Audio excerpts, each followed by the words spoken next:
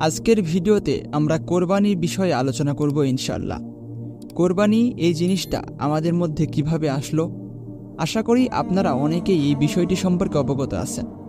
তারপরেও আজকে একটু বিস্তার আলোচনা করার চেষ্টা করব ইনশাআল্লাহ। সবাই ধৈর্য সহকারে ভিডিওটি শেষ পর্যন্ত দেখবেন।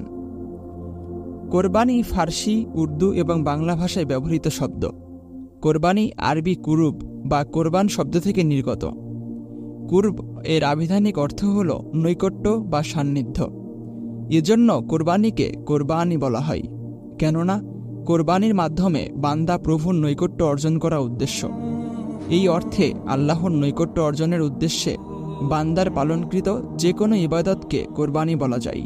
কিন্তু ইসলামী শরীয়তে কোরবানি বলা হয় নির্দিষ্ট দিনে নির্দিষ্ট পদ্ধতিতে প্রভুর সন্তুষ্টি অর্জনের লক্ষ্যে নির্ধারিত পশু জবেহ করা। পবিত্র কোরআনে কোরবানির একাধিক সমর্থক শব্দ ব্যবহৃত হয়েছে। ১. নহর। নহর অর্থ গলায় ছুরি চালানো। আল্লাহ তাআলা সূরা কাউসারে কোরবানির অর্থে নহর শব্দ উল্লেখ করেছেন। এজন্য কোরবানির দিনকে ইয়াউমুন নহর বলা হয়। ২. নুসুক। নুসুক অর্থ কোরবানির পশু। কোরবানির সমর্থক অর্থে নুসুক শব্দটি সূরা আনআমের ১৬২ নম্বর আয়াতে মহান আল্লাহ তাআলা উল্লেখ করেছেন। মানসাক, যার অর্থ হল ইবাদতের পদ্ধতি বা পন্থা। কোরআনে মানসাক শব্দটিও কোরবানির সমর্থক অর্থে ব্যবহৃত হয়েছে। সূরা হাজ আয়াত নম্বর ৩৪-এ। হাদিসে কোরবানির সমর্থক শব্দ আজহা বা উইদঝিয়া ব্যবহৃত হয়েছে।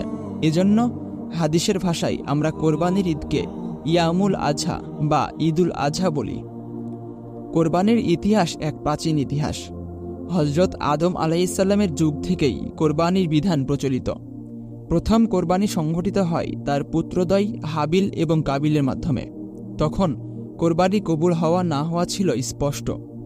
যার কোরবানি কবুল হতো, আসমান থেকে এক টুকরা অগ্নিশিখা এসে তার পশুকে জ্বালিয়ে দিত। হাবিল এবং কাবিল উভয়ে প্রভুর সন্তুষ্টির লক্ষ্যে কোরবানি পেশ করল। হাবিল ছিল মেষপালক, তাই সে একটি বকরি কোরবানির স্বরূপ পেশ করে। কাবিল ছিল কৃষক, তাই সে কিছু শস্যদানা পেশ করল। কিন্তু কাবিল ভালো শস্যদানা রেখে খারাপ শস্যদানা কোরবানি হিসাবে পেশ করল। আল্লাহ তাআলা হাবিলের কোরবানি কবুল করেন, তাই আসমান থেকে অগ্নিশিখা এসে তার পশুটি জ্বালিয়ে দিল। পক্ষান্তরে কাবিলের কোরবানি কবুল হয়নি, বিধায় তার শস্যদানা পড়ে থাকল। এটিই ছিল ইতিহাসের সর্বপ্রথম কোরবানি, যার বর্ণনা কোরআনে পাওয়া যায়। আল্লাহ তাআলা বলেন, আপনি তাদের আদমের পুত্রদের বাস্তব ঘটনা পাঠ করে শোনান। যখন তারা আল্লাহ তাআলার উদ্দেশ্যে কোরবানি নিবেদন করল, তখন তাদের একজন কোরবানি কবুল করা হলো, আর অপরজনের কোরবানি কবুল করা হলো না। সে বা কাবিল বলল, আমি তোমাকে হত্যা করব। হাবিল বলল, আল্লাহ আত্মসংযমীদের কোরবানি কবুল করেন। সূরা মায়েদা আয়াত নাম্বার ২৭। হযরত আদম আলাইহিসসালামের যুগ থেকে শুরু করে মুহাম্মদ সাল্লাল্লাহু আলাইহি ওয়াসাল্লামের যুগ পর্যন্ত প্রত্যেক নবীর যুগেই কোরবানির বিধান ছিল। যদিও পদ্ধতিগত ভিন্নতা ছিল, কিন্তু সবারই উদ্দেশ্য ছিল প্রভুর সন্তুষ্টি অর্জন করা। পবিত্র কোরআনে তার বর্ণনা পাওয়া যায়। মহান আল্লাহ তাআলা বলেন, আমি প্রত্যেক উম্মতের জন্যই কোরবানি নির্ধারণ করেছি। আল্লাহ তাদের যে চতুষ্পদ জন্তু দিয়েছেন তা জবেহ করার সময় যেন আল্লাহর নাম স্মরণ করে। তোমাদের আল্লাহ এক আল্লাহ, সুতরাং তোমরা তার আনুগত্য করো। আপনি নমনীয়দের সুসংবাদ শুনিয়ে দিন। সূরা হজ আয়াত নাম্বার ৩৪। বর্তমান কোরবানির ইতিহাস হযরত ইব্রাহিম আলাইহিসসালামের যুগ থেকে। ইব্রাহিম আলাইহিসসালাম ছিলেন নিঃসন্তান। সন্তানের জন্য ছিল তার দীর্ঘ প্রতীক্ষা। জীবনের ৯০ বছর কেটে গেল সন্তানের আশায়।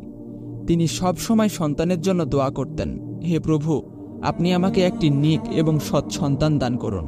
সূরা সাফফাত আয়াত নম্বর ১০০। প্রভু ইব্রাহিম আলাইহিসসালামের দোয়া কবুল করলেন। আল্লাহ তাআলা বলেন, সুতরাং আমি তাকে একটি সৎকর্মশীল পুত্র সন্তানের সুসংবাদ দান করলাম। সূরা সাফফাত আয়াত ১০১।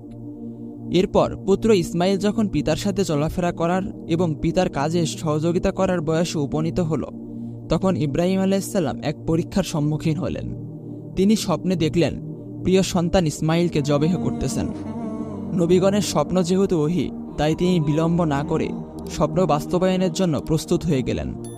পুত্রকে ডেকে স্বপ্নের বিবরণ শোনালেন, হে বৎস, আমি স্বপ্নে তোমাকে জবেহ করতে দেখেছি। এখন তোমার মতামত কি? পুত্র উত্তর দিল, হে প্রিয় বাবা, আপনি যা নির্দেশিত হয়েছেন তা পালন করুন। ইনশাল্লাহ আপনি আমাকে ধৈর্যশীল পাবেন। পুত্র ইসমাইল যদিও শিশু সন্তান, কিন্তু তিনি তো ভবিষ্যতে নবুয়ত লাভ করবেন, তাই বাবাকে নবীসুলভ উত্তর দিলেন। আল্লাহ তাদের পিতাপুত্রের কথোপকথন কোরআনে বর্ণনা করেন। যখন সে তার পিতার সাথে চলাফেরা করার বয়সে উপনীত হল, তখন ইব্রাহিম তার পুত্রকে বলল, হে বৎস, আমি স্বপ্নে তোমাকে জবেহ করতে দেখেছি, এখন তোমার মতামত কি? সে উত্তর দিল, হে প্রিয় বাবা, আপনি যা নির্দেশিত হয়েছেন তাই পালন করুন। আপনি অবশ্যই আমাকে ধৈর্যশীলদের অন্তর্ভুক্ত পাবেন। সূরা সফফাত আয়াত 102। পিতা এবং পুত্র প্রভুর নির্দেশিত স্বপ্ন বাস্তবায়নের জন্য প্রস্তুত। রওনা হলেন মিনা প্রান্তরে। পুত্র ইসমাইলকে প্রভুর নির্দেশে কোরবানি করা হবে। পথিমধ্যে শয়তান তিনবার ইব্রাহিম আলাইহিসসালামকে ধোঁকা দেওয়ার চেষ্টা করেন। ইব্রাহিম আলাইহিসসালাম প্রত্যেকবার পাথর নিক্ষেপ করে তার ধোঁকার জাল নস্যাৎ করে দেয়। আর সেই 3 স্থানেই বর্তমানে হাজিগণ পাথর নিক্ষেপ করে থাকেন তার স্মরণে, যা ইব্রাহিম আলাইহিসসালামের দৃঢ়তার নিদর্শন। অবশেষে ইব্রাহিম আলাইহিসসালাম পুত্র ইসমাইলকে নিয়ে মিনায় পৌঁছে গেলেন। পুত্র ইসমাইল পিতাকে বললেন, বাবা, আপনি আমাকে ভালোভাবে বেঁধে নেন, যেন আপনার কোনো কষ্ট না হয়, এবং আপনার জামা গুটিয়ে নেন, যেন রক্তের ছিটা না পড়ে। বাবা, আমার পক্ষ থেকে মাকে সালাম পৌঁছে দিও। এবার ইব্রাহিম আলাইহিসসালাম পুত্রকে শুইয়ে ছুরি চালাতে লাগলেন। ঠিক সেই মুহূর্তে আসমান থেকে প্রভুর আওয়াজ শুনতে পেলেন, হে ইব্রাহিম, তুমি তোমার স্বপ্ন বাস্তবায়ন করেছ। আল্লাহ তাআলা বলেন, যখন তারা অনুগত্য প্রকাশ করল এবং সে পুত্রকে শোয়ালো, আমি তাকে ডেকে বললাম, হে ইব্রাহিম, তুমি তোমার স্বপ্ন বাস্তবায়ন করেছ, আর এভাবেই আমি সৎকর্মশীলদেরকে প্রতিদান দিয়ে থাকি। সূরা সফফাত আয়াত 103-5। হযরত ইব্রাহিম আলাইহিসসালাম আসমানি ডাক শুনতে পেয়ে উপরের দিকে তাকিয়ে দেখেন জিবরাইল আলাইহিসসালাম একটি উন্নত দুম্বা নিয়ে দাঁড়িয়ে আছেন, যা আল্লাহ তাআলা জান্নাত থেকে পাঠিয়েছেন। আল্লাহ তাআলা বলেন, আমি তার জন্য একটি মূল্যবান দুম্বা পাঠিয়েছি। সূরা সফফাত। এরপর হযরত ইব্রাহিম আলাইহিসসালাম পুত্র ইসমাইলের পরিবর্তে ওই দুম্বাটি কুরবানি করেন। আল্লাহ তাআলার নিকট ইব্রাহিম আলাইহিসসালামের কুরবানি ছিল অধিক প্রিয়, তাই কিয়ামত পর্যন্ত আগত লোকদের জন্য আল্লাহ তাআলা কুরবানির বিধান দান করেন। আল্লাহ তাআলা বলেন, আমি তাকে পরবর্তী লোকদের মাঝে স্মরণীয় করে রেখেছি। ইব্রাহিমের ওপর শান্তি বর্ষিত হোক। আর আমি এভাবেই সৎকর্মশীলদের প্রতিদান দিয়ে থাকি। জিলহজ মাসের 10, 11 এবং 12 তারিখে বিশেষ আমল পশু কোরবানি করা, যা ইব্রাহিম আলাইহিসসালামের সুন্নাত। যার নিকট নিত্য প্রয়োজনের অতিরিক্ত 7.5 ভরি স্বর্ণ অথবা 52.5 ভরি রূপা বা এর সমপরিমাণ অর্থ থাকবে, তার ওপর কোরবানি করা ওয়াজিব। কোরবানি যদিও ফরজ বিধান নয়, তা সত্ত্বেও ইসলামী শরীয়তের কোরবানি গুরুত্ব এবং তাৎপর্য অপরিসীম।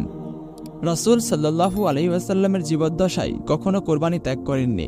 এমনকি তার মৃত্যুর পরও তার পক্ষ থেকে কোরবানি করার জন্য আলী রাদিয়াল্লাহু তাআলা আনহুকে ওসিয়ত করেন। তাবেঈ হানাস রাদিয়াল্লাহু তাআলা আনহু সূত্রে বর্ণিত, তিনি বলেন, আমি আলী রাদিয়াল্লাহু তাআলা আনহুকে 2টি দুম্বা কোরবানি করতে দেখে জিজ্ঞেস করলাম, ব্যাপার কি, 2টি কেন? তিনি বললেন, রাসূল সাল্লাল্লাহু আলাইহি ওয়াসাল্লাম আমাকে ওসিয়ত করেছেন আমি যেন তার পক্ষ থেকে কোরবানি করি, তাই তার পক্ষ থেকেও কোরবানি করেছি। সুনানে আবু দাউদ হাদিস নাম্বার 2790। যাদের কোরবানি করার সক্ষমতা থাকা সত্ত্বেও কোরবানি করবে না, তাদের ব্যাপারে রাসূল সাল্লাল্লাহু আলাইহি ওয়াসাল্লাম অনেক কঠিন সতর্কবাণী করেন। আবু হুরায়রা রাদিয়াল্লাহু তাআলা আনহু সূত্রে বর্ণিত, তিনি বলেন, রাসূল সাল্লাল্লাহু আলাইহি ওয়াসাল্লাম বলেন, যার সক্ষমতা থাকা সত্ত্বেও কোরবানি করল না, সে যেন আমাদের ঈদগাহের নিকটও না আসে।